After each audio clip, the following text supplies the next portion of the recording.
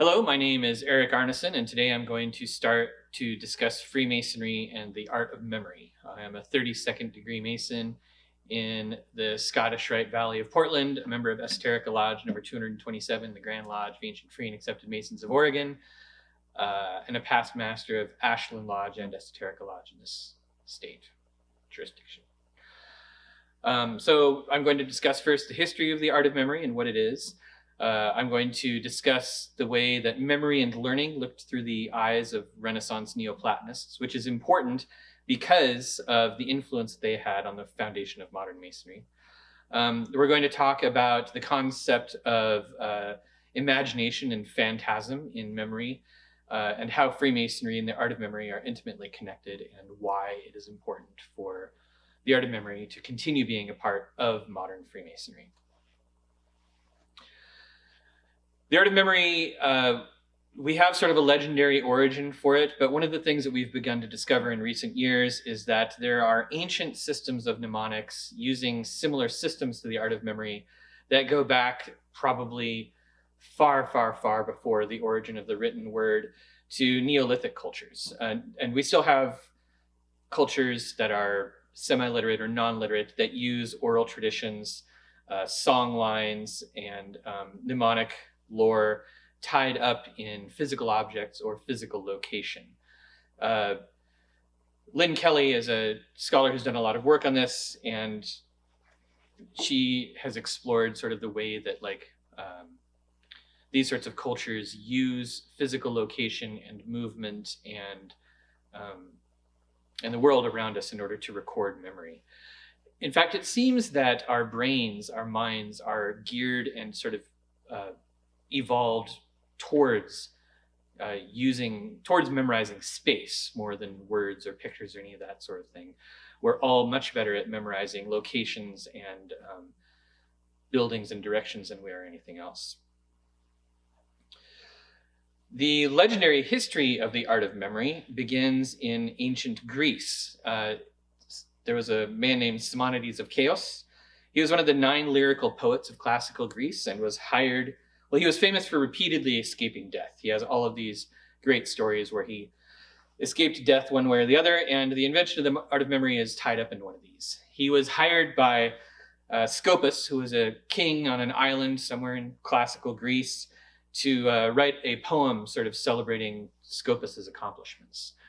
And as was the tradition of the day, Simonides filled his poetry with praise and mention of the gods, in particular Castor and Polydeuces, the twins.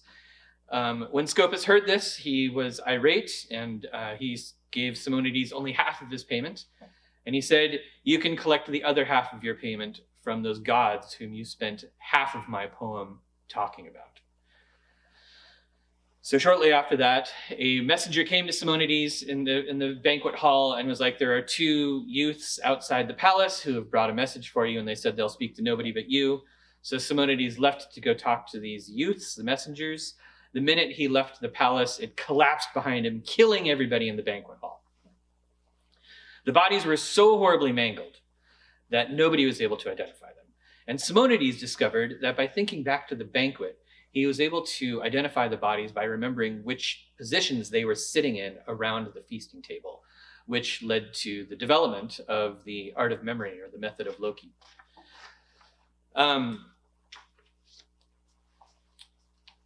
this is interesting because memory, we have different ways of recording information that sometimes, stretch beyond the mind. Probably most well known is writing. And memory and writing and magic are all very intimately connected and have been tied together throughout history and throughout mythology. Most gods of writing and knowledge are also gods of communication and magic, such as Hermes, Thoth, or Odin. All have sort of like that double nature as part of them. And writing was even seen as a form of magic in early cultures. But writing and memory clash, and they don't necessarily work well together. And we have a great example of how this was viewed in Plato's dialogue Phaedrus, I believe, where Socrates relates a tale where Thoth, the Egyptian god of magic and writing, comes to Ammon, the king of the gods, and is like, look at this wonderful thing I have invented. It's called writing, and with it, a person can write down their thoughts and their ideas, or record their thoughts and ideas, and they can be learned again through any separation of time and space. And Ammon looks at this invention and he's like, well, this is incredibly clever, but I am afraid that by doing this, you have destroyed man's ability to memorize and thus have damaged his soul. Which is a weird thing to say. What does memory have to do with the soul? And again, we must look to Plato. In his dialogue, Meno, Plato writes about a concept called anamnesis. Anamnesis is sort of Plato's theory of how learning works. Plato theorized that the soul was connected to the rest of the universe, connected to some great universal soul, or connected to some universal source, which means that the soul already has access to all possible knowledge and invention that could possibly exist in creation. However, the manifestation of the soul, when it is forced to incarnate into a body, is so traumatic that the soul forgets. So when you show up on Earth as an infant, you don't even know how to do the simplest of things, and slowly your soul gains access to more and more knowledge. In the theory of anamnesis, learning is a type of memory. As the soul learns, what is actually happening is the soul is gaining more and more access to the universal knowledge that it always had access to. And this sort of concept ties together learning, memory, and the soul in a really intimate way, and can help you sort of understand why Plato would have written about Socrates and this concept of losing memory being the equivalent of damaging the soul.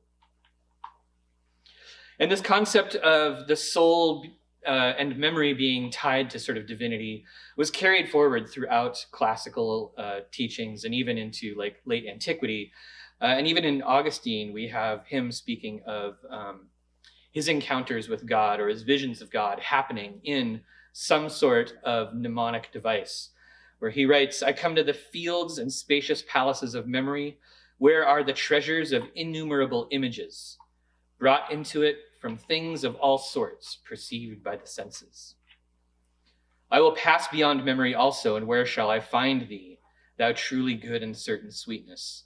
And where shall I find thee? If I find thee without my memory, then I do not retain thee in my memory. And how shall I find thee if I remember thee not? So then what is this memory that Augustine is speaking of and that anamnesis takes place in, and that Simonides invented? This particular form of memory, the art of memory, is also known as like the memory palace method or the method of Loci. And it takes place in an imaginal landscape that is architectural or somehow explored through the mind's eye. And in this imaginal landscape, you have specific locations where you store images that are attached to specific memories. These images are visited in specific order and are all designed as specific mnemonic devices, usually invented by the practitioner of the art in order to store and recall specific concepts. This form of learning and this form of memory was so prevalent before the easy availability of writing utensils and writing instruments and paper and all that kind of stuff, that it was taught to everybody. It was just sort of like an ordinary part of curriculum. And it was so prevalent that even when Cicero was writing about it, he wrote about memory as being part of prudence. Prudence, one of the core virtues, consisted of three parts: memory, intelligence, and foresight. Cicero, or pseudo-Cicero, I believe, even tied memory to the art of invention, that memory and invention were inexplicably linked.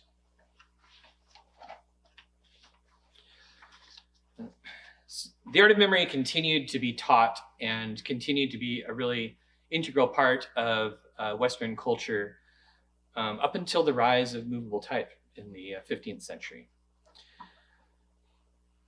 Movable type was sort of invented in a number of places across the world, and Europe wasn't necessarily the first place where it was developed, but it is the place where it impacted the art of memory and led to a series of events which I think culminated in the invention of modern Freemasonry. Paper was introduced to Europe in the 14th century and began to be produced, and I don't know if you would call it mass production, but easy creation of paper started happening in the 14th century in Europe.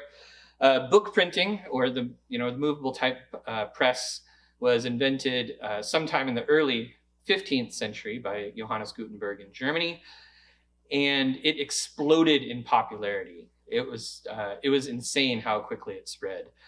By the year 1500, there had been over 20 million books printed. By the year 1600, over 200 million books have been printed. This is like from 0 to 200 million in just 170 years. And they were rapidly consumed. Literacy rates went up quickly. The books, especially by the end of the 15th century, books started to be easily available and affordable by middle-class families and merchants. So it wasn't something that was just relegated to rich people and churches. Anybody could get a Bible. Anybody could get all of these strange books.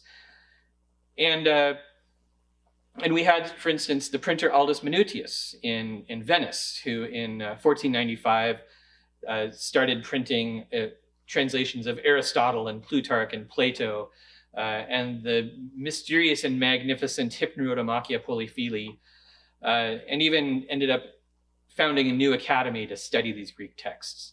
He wasn't the first one to do this. We will come back to Manutius. But one of the things that one of his really important accomplishments was the creation of basically like the first affordable paperback, which allowed, most people to be able to afford at least one book. New knowledge was pouring into Europe during this period of time, but the new technology quickly outpaced the old, and the art of memory started to be lost. With the easy availability of paper, with the rise of literacy, with the explosion of printed books, the art of memory was on shaky ground, and it was about to get shakier. But we have to take a little bit of a side journey at this point, because though the art of memory is about to be dealt a crushing blow after its sort of long strangulation, it did end up going kind of underground and became part of what we consider like the tradition of Renaissance magic and Renaissance occultism. And part of this was because of what was happening during the Florentine Renaissance. In the Florentine Renaissance, Europe once again got access to Plato. Most of the works of Plato had kind of been forgotten or unavailable, and though they had been maintained in the Middle East and in medieval Arabia, they weren't available to Europe for a long time. During the late 15th century, Marsilio Ficino brought Neoplatonism and all of those classical ideas back to Europe by translating Plato and other classical works into Latin so that Europe would have access to them. He not only reintroduced Plato, he also reintroduced Plotinus, Porphyry, and Iamblichus, who are all sort of like big names in Neoplatonic thought. He introduced concepts of Platonic love, Eros as a spiritual force, concepts of the immortality of the soul, transmigration, the world soul, and a sort of appreciation of beauty that was far finer and more spiritual than what people had been getting out of Aristotle and Avicenna for so long. And then in 1471, Marsilio Ficino received a Greek copy of the Corpus Hermeticum. The Corpus Hermeticum was a collection of texts written by the mythological or semi-mythological sage Hermes Trismegistus, and spoke of the divine attributes of mind. And again, there were various passages in here which seem to indicate that the power of the mind and the imagination had a far greater impact on the world around us, or even on the way that our own soul could develop than people had really thought. Hermes Trismegistus was viewed as this ancient sage, and he was believed for a couple hundred years to be a predecessor of Moses, possibly one of Moses' teachers.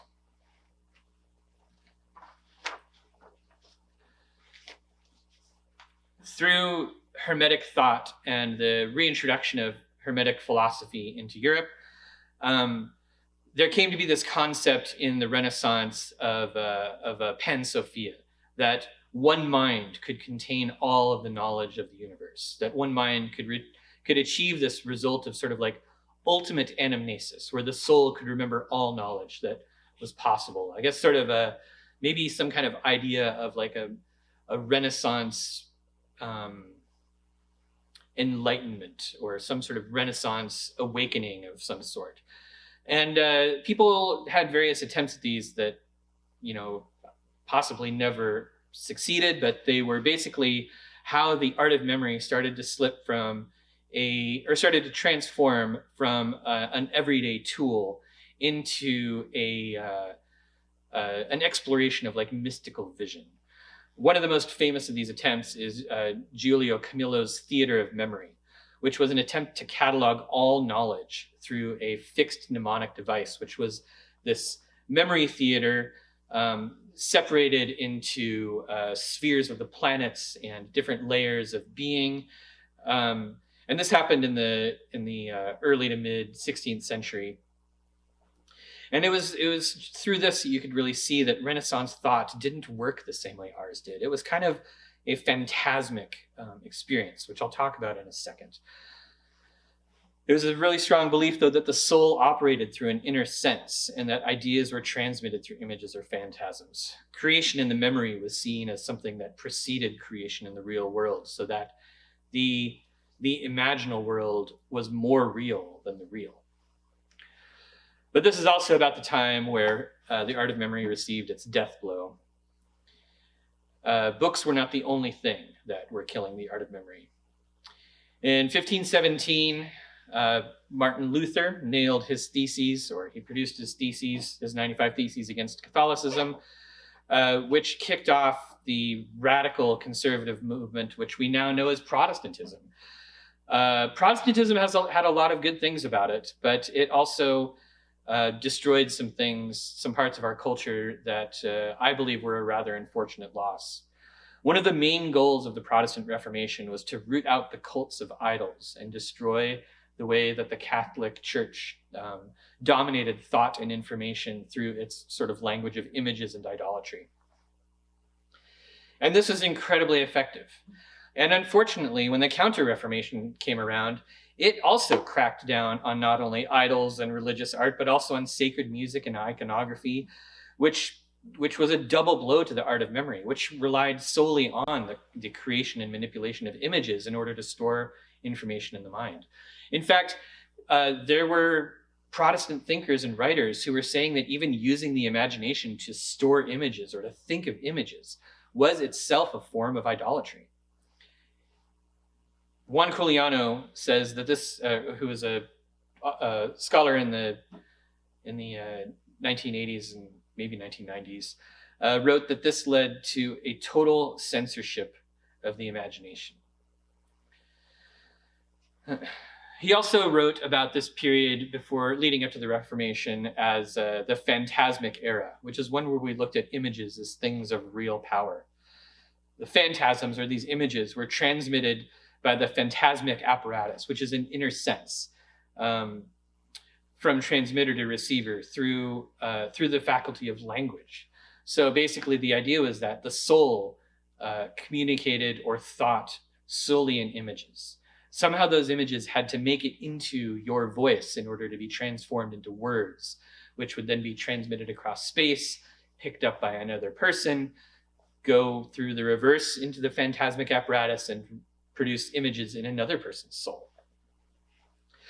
This was not only how ideas moved from one mind to the other, but how ideas were seen as things of power. Ideas were images. This is also supposedly how knowledge moved from the divine mind to individual minds. The phantasmic apparatus was the apparatus of anamnesis.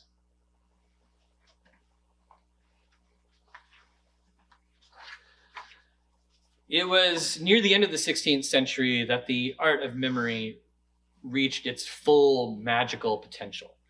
A man named Giordano Bruno, who was kicked out of the Dominican order for studying Erasmus and other crazy things, began writing and teaching the art of memory. And he was basically like the Leonardo da Vinci of the art of memory. He was a genius who was so smart and so far ahead of the people around him that he ended up being very badly misunderstood. His approach was sometimes subtle and sometimes really brash. He wrote about mnemotechnics and he wrote about magic, but he was misunderstood and frequently thought of as some sort of heretical witch or something like that. His concepts of memory and imagery mixed Neoplatonism and Hermeticism in the most beautiful Renaissance way. And he wrote once, "From ideas come the formation of the soul." Ideas are not only part of living life and developing reason. Illumination, life-bringing and unification, conforming to superior agencies, these are the methods by which one develops intelligence and the memory of the forms, which ties back to Plato and Neoplatonic thought over how forms predate or precede reality. In the 1590s, something exciting happened in Scotland. In the 1590s, especially like in 1598, we had a man named, the Shaw statutes were written in Scotland, which were basically a royal statutes that formed what looks like the beginning of modern Freemasonry. This is where we had our first mention of wardens, our first organizations of lodges, our first sort of things that begin to resemble what Masonry is today. There was also instructions. The wardens were instructed to travel from lodge to lodge, to take trial of the art of memory and science thereof, of every fellow of the craft and every entered apprentice. In fact, if Masons were not proficient in the art of memory, they were fined. Some of the fines were pretty hefty. So it was sort of like today when you have to get a basic proficiency card, except if you fail, you have to give them $1,000.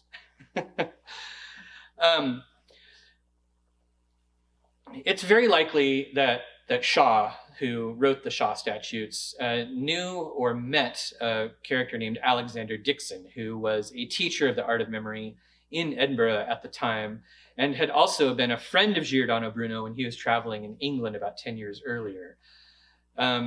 But we don't have any really concrete evidence. What we do have is this whole idea of Masonic architecture tied into the way memory works. Freemasonry is definitely derived from medieval architects. We know we have too much evidence to say otherwise. Like Freemasonry came from operative Masons. Operative Masons 200 years earlier would not have had access to paper or probably would not have even been literate. Buildings that they built were created in the imagination and in the mind before they came to reality. This was possibly like the most physical manifestation of the art of memory, turning images into real things that you could possibly have. It fit perfectly. In fact, we know that the old charges were likely committed to memory, partially because working class people in Europe during that time were semi-literate and had no access to paper. In fact, the secret work committed to memory continues to this day. It's something that Freemasonry kind of prides itself on. In the 18th century, Freemasonry met mainly in taverns. Lodges didn't have props. Sometimes tilers probably drew pictures on the floor to help people remember, but the lodge as a whole, all of the symbols, all of the props existed imaginally. Every Mason present would have a lodge built in their imagination that in which they would exist and speak about symbols and concepts, many of which couldn't even be cleanly explained, but instead would be taught purely as symbols.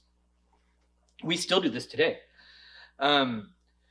We have explicit descriptions and measurements of sacred structures built into our ritual that instruct the Mason how to create memory lodges and memory palaces. We have geometric proofs and formula laid out in our secret work. And we even talk about the building not made with hands, eternal in the heavens, tying the Mason's imagination to that sort of concept of the divine mind. William Preston, at the end of the 18th century, wrote that Freemasonry had two branches that are united and inseparably connected. The first is operative Masonry, the proper application of the rules of architecture, due proportion, and just correspondence. The second is speculative Masonry, the proper application of the rules of philosophy in the conduct of human life. I believe that through these, even though we don't really have it written down explicitly, except in those early Shaw statutes, we can see that the art of memory is core to Freemasonry and indispensable to its practice. In Anderson's Constitutions of 1734, we have a quote, "From hence, therefore, the science and art were transmitted to latter ages and distant climes, notwithstanding the confusion of languages or dialects, which, though it might help to give rise to the Mason's faculty and ancient universal practice of conversing without speaking, and of knowing each other at a distance, yet hindered not the improvement of Masonry in each colony in their communication in the distinct national dialect." This is part of the Tower of Babel myth, where language is sort of scattered, but Masons retain the ability to communicate. Why would Masons retain the ability to communicate? Is it not because Freemasonry contains a language of pure symbol that allows two phantasmal apparatuses and individuals to communicate the concepts of Masonry without using words? Maybe. William Preston again, in his most famous work that continues to influence Masonic ritual today. Tools and implements of architecture, symbols the most expressive, are selected by the fraternity to imprint on the memory serious truths, and thus the excellent tenets of the institution are transmitted unimpaired under circumstances precarious and adverse through a succession of ages. This, if you break it down, quite literally says that the symbols of architecture in Freemasonry are memory images meant to take the concepts of Freemasonry and imprint them on the memory in ways that protect them across culture and time. So what does this mean for us as Freemasons? I believe that we've taken a wrong step in the way that we approach memorization in Masonic ritual. We are entirely focused these days on the memorization of ritual by rote. We repeat things over and over again. We have our little cipher books where everything is laid out word for word for word. And instead of focusing on some of these strange and bizarre passages and amazing pieces of imagery that encode entire virtues and concepts of Masonry, we focus instead on getting everything word perfect. And we all see this, and we're all guilty of this. We memorize things by rote and pay no attention to what we are actually saying. It is the opposite of what Freemasonry is supposed to do. The minute we start memorizing things by rote instead of memorizing things by image and symbol, we lose the essence of Freemasonry. So if you want to have fantastic ritual, you need to have phantasmic ritual. You should use visualization and meditation in order to make sure that ritual is encoded in your memory by symbol. The lodge room is not there just as a space for us to meet, but as a space for us to explore our memories and the images of the lodge and the lessons that it can give us. This visualization is basically this censored working of a censored version of working with phantasms and images. We can call it imagination or we can call it fantasy, but I think Freemasonry deserves it to itself to take those words back and stop using them as infantilized things. We shouldn't talk about something being just in your imagination or, oh, that's just a fantasy. Those are words of power and concepts of power, and it's things that Freemasonry is built around. Good ritual happens from memory, but Phantastic ritual happens from imaginal memory.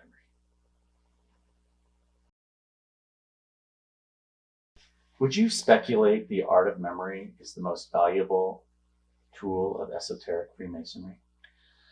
I think that esoteric Freemasonry primarily consists of two main tools. I think the first is the art of memory, which is the way we store the symbols and the concepts in our imagination.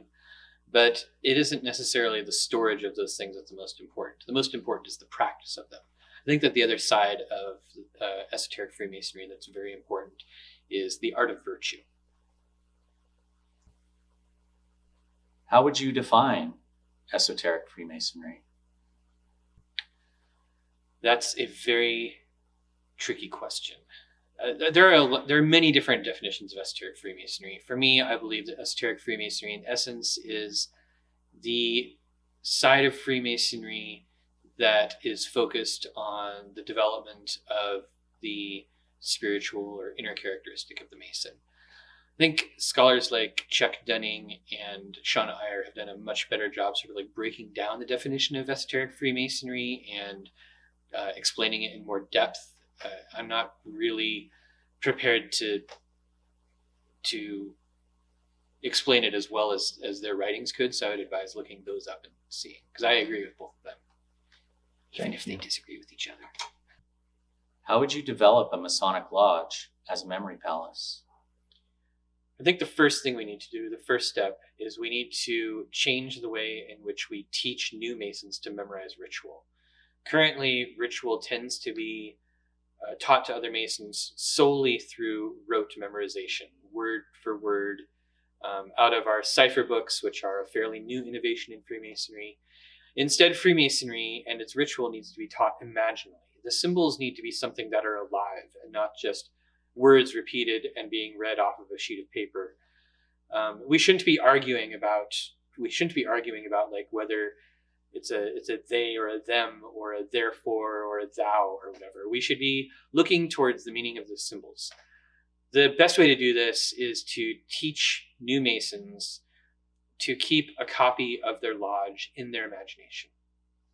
They should be led around the lodge and taught that the experiences and symbols of Masonic ritual exist in specific places for specific reasons, and that is why they should be memorized in that place. What techniques or resources could help a Mason learn the lectures of the craft? That is an excellent question. There is a wealth of resources about the art of memory that are available nowadays. It's received a ton of information over the last 50, or a ton of attention over the last 50 or 60 years, including stuff like international memory competitions, lots of books about it. A lot of the mnemotechnic techniques used in the art of memory have survived in like medical school and places like that. So there are lots of books about it. YouTube has many tutorials done by, art of memory masters who have won some of these like competitions that can lead you through the basics of the art of memory in like 15 minutes and get you started. Are there any valuable resources or scholarly materials that you would recommend? Yes, I have a few that I would recommend.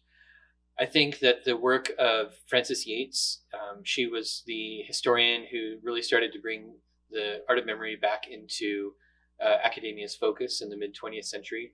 They're really important works. Some of her methods and conclusions have been questioned, so I think it's really important to keep up to date on that scholarship. But some of her books, such as Giordano Bruno and the Hermetic Tradition and The Art of Memory, are really crucial in understanding the importance of memory and imagination in the way Renaissance thought worked. I think that David Stevenson's book, The Origins of Freemasonry, Scotland's Century, should be required reading for all Masons. It really outlines where modern Freemasonry came from and how the art of memory is tied into some of our earliest documents and earliest records. Mary Carruthers is another scholar that's worth looking into. She wrote a number of books and sort of compiled a bunch of sources detailing medieval memory techniques. And while they're not directly tied to Freemasonry, there's a ton of information in there about how the art of memory has been used over the centuries. And they can act as a really good inspiration for Masons who are exploring the art of memory and trying to use it to deepen their relationship with the craft. I think Masons would do well to look at some of our earliest printed materials, including Anderson's constitutions and some of the early writings that we have about William Preston or from William Preston, including the works of Colin Dwyer, who's written about William Preston. And looking into actual historical evidence of early Freemasonry at the end of the 16th century, I think can really help shed a lot of light on where we came from and what we were meant to do. Would you suggest to Masons that they read the old charges, such as the Shaw Statutes or the Anderson's Constitutions? Well, the Shaw Statutes and Anderson's Constitutions are newer than the old charges. So yes, I think reading the old charges is very important. I think that the Shaw Statutes are important in that they exist and there is a lot of interesting stuff in them.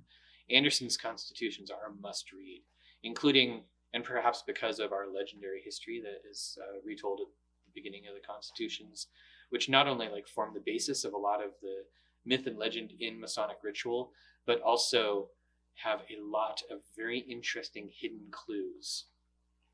Thank you. You're welcome.